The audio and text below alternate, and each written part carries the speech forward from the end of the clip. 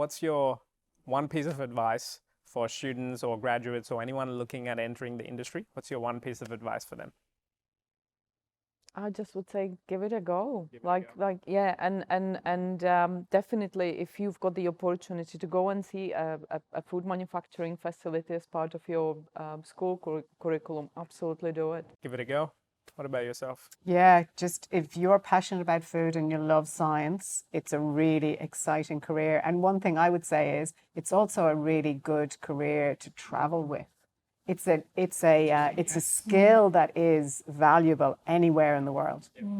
And manufacturing in Australia has changed in that there's multinational companies that are abroad now. So the opportunity to work in Australia and a country abroad, the opportunities are there. And take the opportunity, and you never know where it will lead.